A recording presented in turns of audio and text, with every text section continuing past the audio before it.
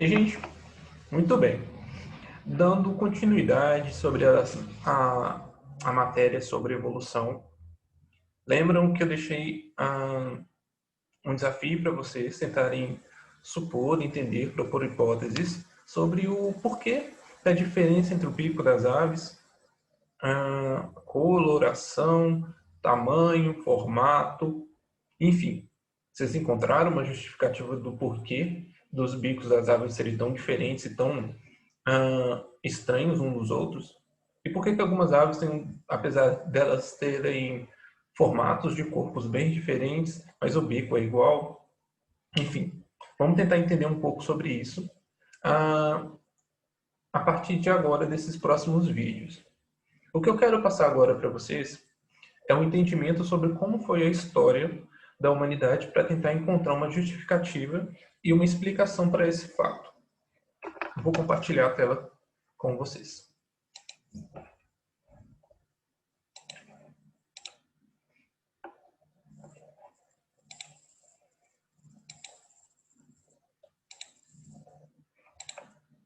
Pois bem, vocês então, como eu disse, observaram que as aves apresentam uma grande variedade de formatos e também uma grande variedade de espécies. Por exemplo, só no território brasileiro a gente tem quase 2.000 aves, com formatos, cores e tamanhos muito distintos uns dos outros.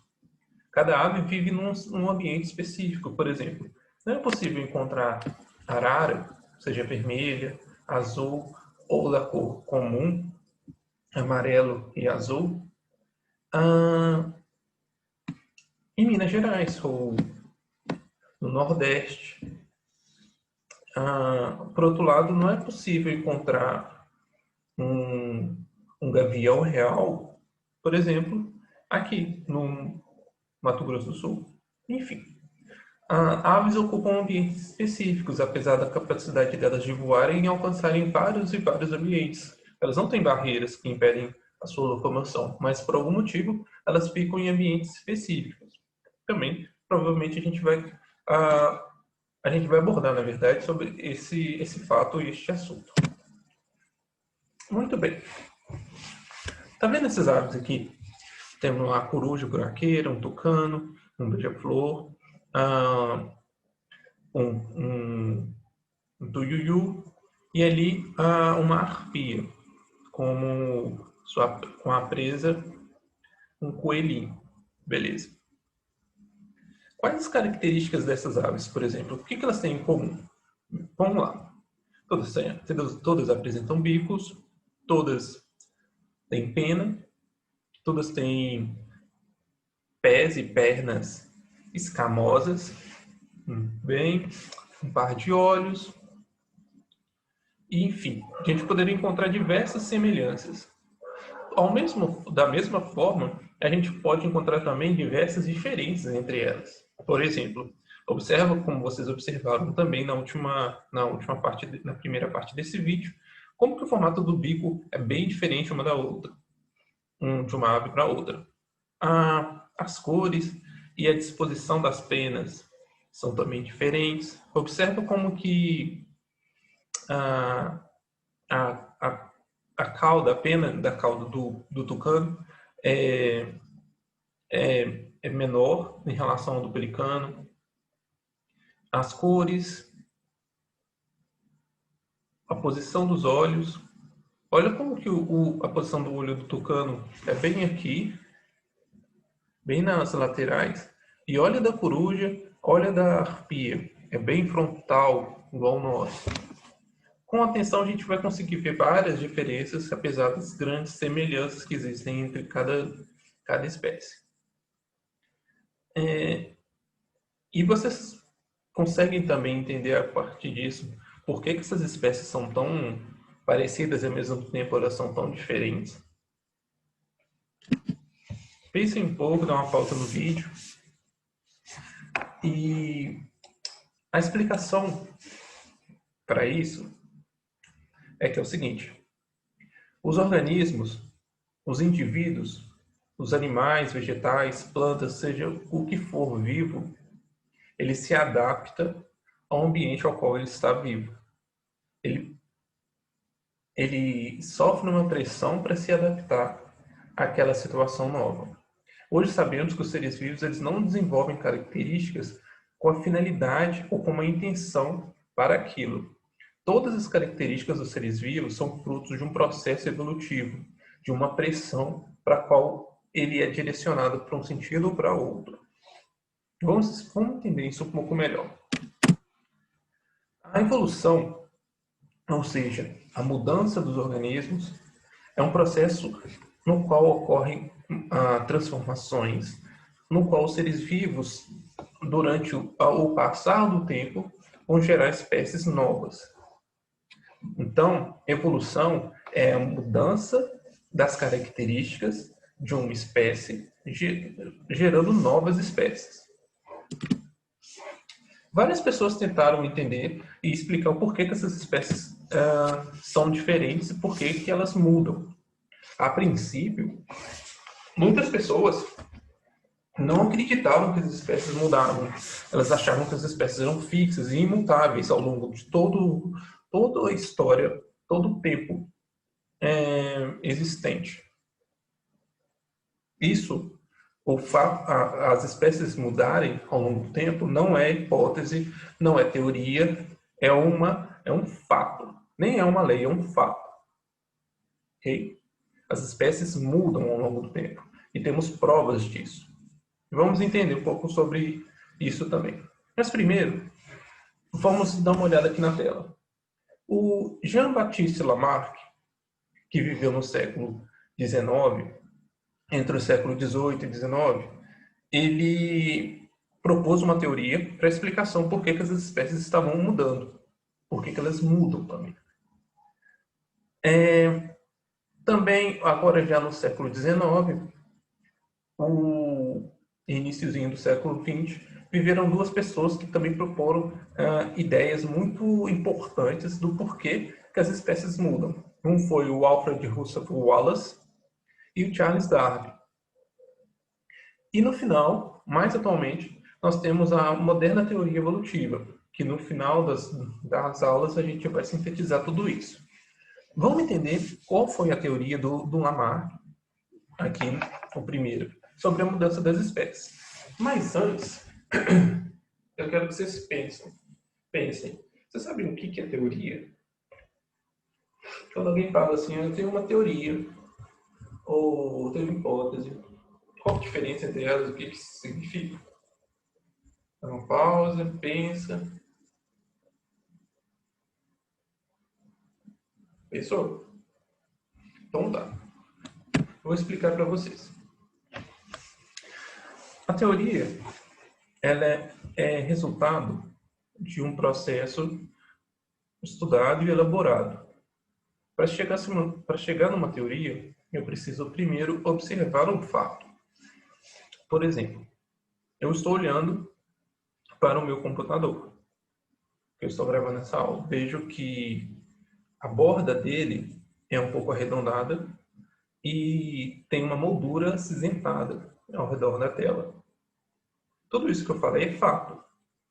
O que é um fato? Fato é qualquer evidência que todas as pessoas compartilham. Por exemplo, ninguém vai negar que a Lua ela é arredondada. Ninguém nega que as árvores são verdes. Ou que a maioria das árvores, grande maioria das árvores, tem a mesma cor, melhor ainda dizendo. Ou que o mar é composto de água, de uma substância líquida, que o mar tem onda. Tudo isso é fato. Fato, então, é tudo que você possa observar, sentir ou medir, que todas as pessoas também conseguem isso. Beleza. Isso é chamado de fato. Nos fatos, não existem dúvidas. Fato é fato. Eu estou falando com vocês. Qualquer pessoa vai olhar e vai falar, ele está gesticulando a boca, movimentando os olhos, gesticulando os braços, a mão, tentando se fazer entender, logo ele está conversando, está tentando comunicar. Beleza. É um fato que eu estou falando com vocês. Bom. E a partir de um fato, entra-se questionamentos. Por exemplo, por que o céu é azul Por que que no mar existem ondas? Por que que em Campo Grande é mais quente que o sul do Brasil? Ou por que que a Terra é redonda? Enfim, esses são questionamentos. E a partir dos questionamentos, eu tento criar hipóteses. O que são hipóteses? Hipóteses são explicações, tentativas de explicações em relação a um fato observado. Por que que o céu é azul? Ah, eu acho que o céu é azul porque ele está refletindo a cor do mar. O sol bate, igual eu tenho, se eu coloco uma, uma parede toda pintada de azul, o resto da sala, quando eu ligar uma luz, vai ficar meio azulado também. E a mesma coisa acontece com a água. A água do mar é azul e quando está de dia, esse azul reflete no céu e o céu fica azul. Bom, isso é uma hipótese. Eu estou tentando propor uma explicação sobre um fato que eu observei do céu ser azul. E aí, a partir disso, eu tento comprovar esse meu questionamento, essa minha hipótese. Melhor dizendo, eu tento comprovar essa minha hipótese. E aí, eu faço experimentos para isso acontecer. Por exemplo, com relação à cor do mar influenciando no céu, eu tento, sei lá, fazer um experimento em uma escala pequena, coloco água do mar num recipiente, coloco uma luz e, não sei, uma coisa em cima para ver se aquela coisa em cima da água do mar, com uma luz incidindo, fica também azulado.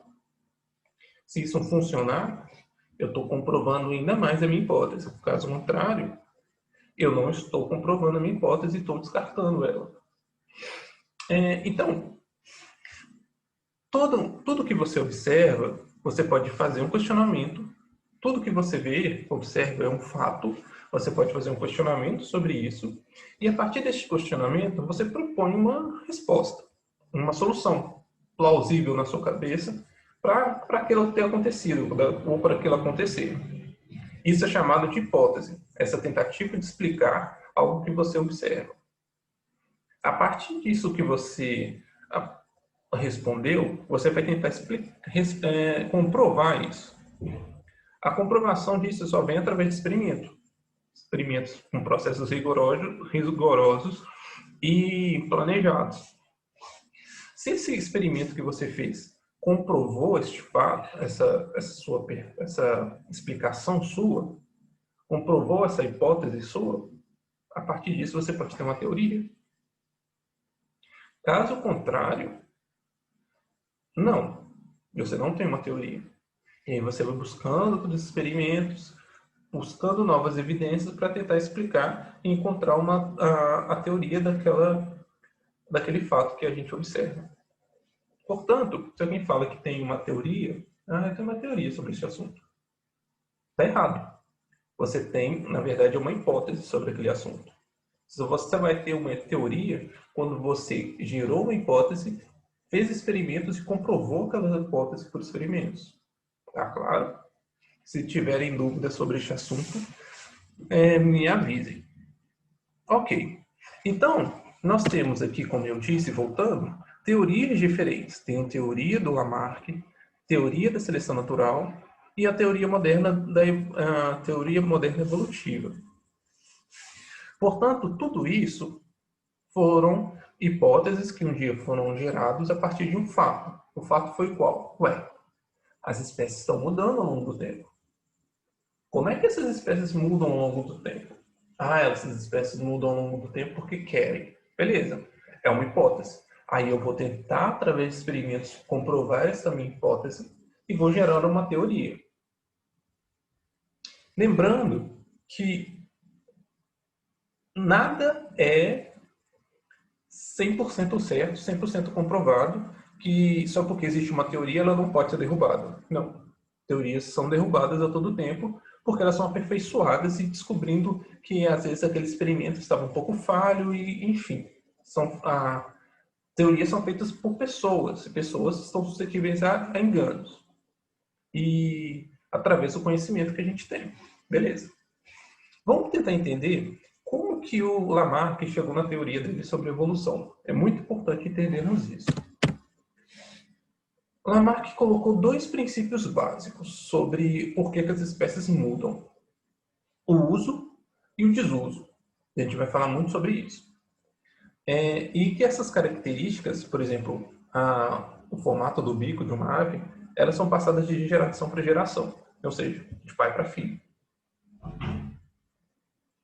E o meio ambiente, ou seja, o lugar onde essas espécies vivem, é que vão fazer com que, é que vão determinar, que vão incentivar, que vai incentivar para que essas espécies mudam. Incentivar para que essas espécies mudem. Explicando, então, um pouco sobre isso.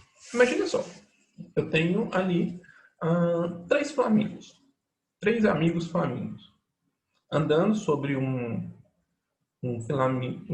letinho de água, um pequeno lago, bem rasinho. Então lá, flamingos se alimentam de pequenos crustáceos e pequenos peixinhos. Estão lá felizes, têm alimento abundante, estão lá comendo, estão engordando, estão gerando novos filhos, estão tendo uma vida bem feliz. Só que aconteceu o seguinte, por algum motivo, rompeu uma barreira de um rio e com uma chuva muito intensa, e fez com que esse lago aumentasse o seu nível de profundidade, ou seja, com que as águas subissem. Ao acontecer isso, o meio ambiente ao qual eles vivem mudou. E aí, voltando, Lamarck acha que, a partir desses momentos de mudança de meio ambiente, de ambiente, é que vai fazer com que essas espécies mudem.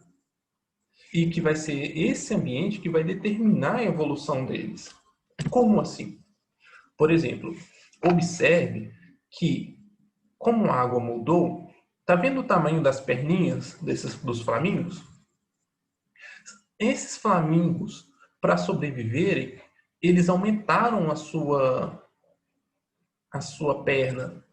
E com a perna mais alta, eles conseguem ficar mais conseguindo respirar e conseguindo pescar, comer os seus fios, os crustáceos, os peixinhos.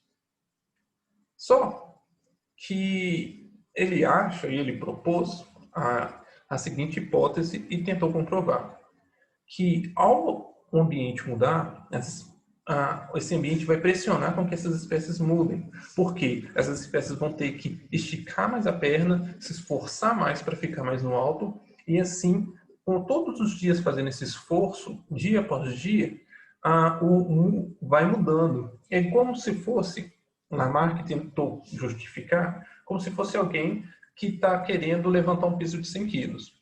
E aí todos os dias ele vai fazendo aquela musculação. E dia após dia ele vai ficando cada vez mais forte. E ao ficar mais forte, ele vai ser capaz de superar aqueles pesos de 100 quilos que ele queria levantar. A mesma coisa é representado aqui. Dia após dia, o flamingo que tem a perna pequenininha vai tentar subir, ficar mais na superfície possível. E assim, com o passar do tempo, ele vai ter pernas longas e vai conseguir ficar na superfície. Já o outro que não tinha tanta força de vontade, não tinha tanta determinação, simplesmente ia morrer afogado, não sobreviveria. Bom, e aí Lamarck também justificava que essas mudanças de esforço físico, como se fosse uma pessoa musculosa, tentando levantar um peso de 100 quilos, que dia após dia se esforça, faz exercício para ficar mais forte, os animais também faziam semelhante. Por exemplo, os flamingos ali estavam esticando a perna todos os dias para ficar um pouco mais alto, e com o passar do tempo eles ficavam mais altos.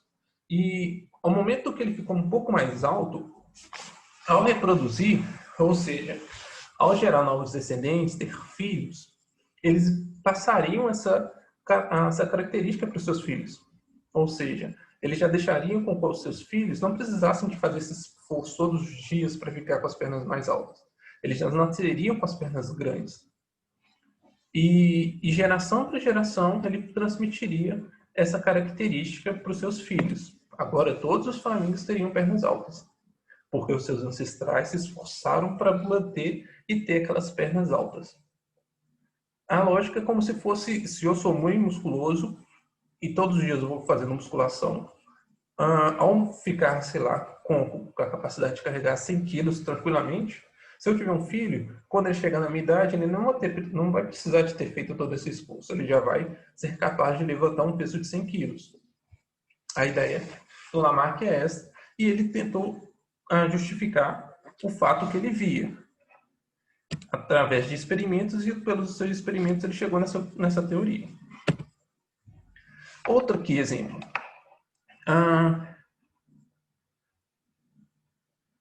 Aqui temos girafas e as árvores aqui embaixo praticamente não tem alimento. E as girafas se alimentam de folhas. E essas folhas ficam lá no alto das árvores. E aí, as girafas precisavam esticar o pescoço todos os dias, para ter um pescoço mais alto. Algumas não eram capazes de esticar tanto pelo esforço de ter que ficar esticando direto e morriam.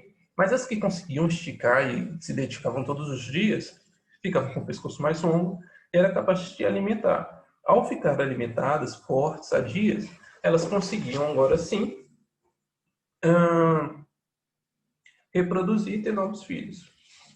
E aí seus filhos já nasceriam com o pescoço longo e não teriam que fazer o esforço que os pais fizeram para chegar naquele estágio.